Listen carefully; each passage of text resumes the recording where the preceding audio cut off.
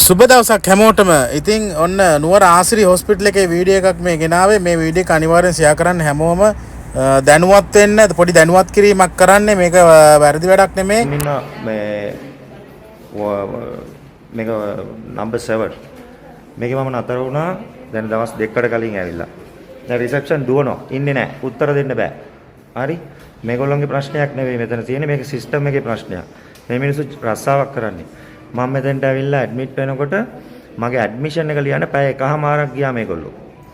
මට බෙහෙත් දෙන්න පැය 3ක් ගියා. මම ඉන්ෂුරන්ස් එකක් දාලා තිනවා හොඳ කව එකක්. ඉන්ෂුරන්ස් එකක් දාලා මේක ඇඩ්මිට් වෙනකොට ආසිරියකින් එහෙම තමයි සලකන්නේ. ගෙවලාවත් එහෙම තමයි සලකන්නේ.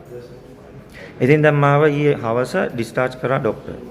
ඩිස්චාර්ජ් කරාට පස්සේ මේගොල්ලන්ට ඒක ඉන්ෆෝම් කරලා තියෙන්නේ. බිල හදන්න මේගොල්ලොන් අද දවල් 12යි කාල වෙනකන් කිසිම දෙයක් කළා නැහැ. මං ඇවිල්ලා ආව දැන් මාව යවන්නේ නැද්ද? තාම බිල හදලා නැහැ. ඊට පස්සේ දැන් වෙලාව කීයද?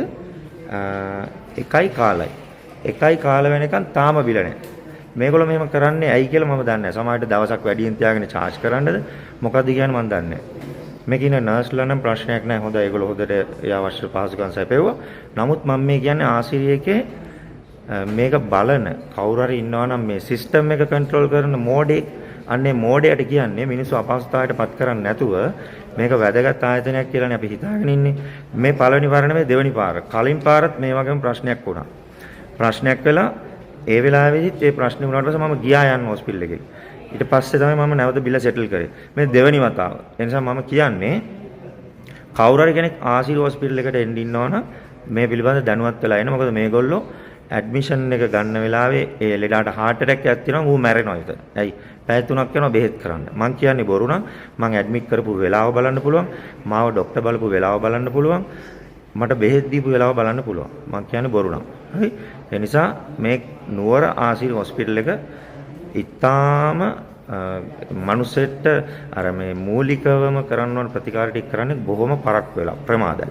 ඒ නිසා කරුණා කරලා මේ පිළිබඳ මේ ආයතනයේ කවුරු හරි ෂෙයා හෝල්ඩර්ස්ලා ඉන්නවනම් මේ ආයතනයේ භාරකාරයත්වයේ තියෙන ප්‍රධානීන් ඉන්නවනම් ඒගොල්ලෝ අනිවාර්යෙන් මේ ගැන හොයලා බලන්න නැත්තම් මෙච්චර කල් ඒ පවත්වාගෙන ගිහපු කීර්තිනාමේ නැත්තරම නැති වෙලා යයි. විශ්වාසය නැති වෙයි. මෙච්චර කෝටි ගණක් වේදම් කරලා මේ හොස්පිටල් එක හදලා මේ වගේ වැඩ වුණාම ඒ ආයතනයේ පිළිබඳ තියෙන විශ්වාසය නැතු වෙනවා.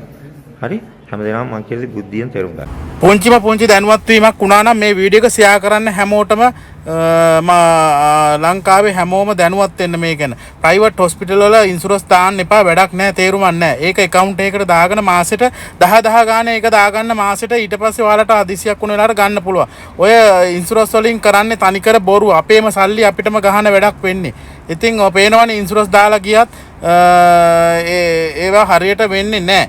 ඉතින් ඔයාලට මේ වීඩියෝ එක දැනුවත් වුණා නම් සබස්ක්‍රයිබර් කරන්න ෂෙයා කරන්න. ඉතින් මේක මගේ වීඩියෝ එකක් නෙවෙයි මේක අන්තර්ජාලයේ සැරිසරන වීඩියෝ එකක් මම ෂෙයා කරා. ඉතින් මේකේ වගකීම ඔහු සතුයි.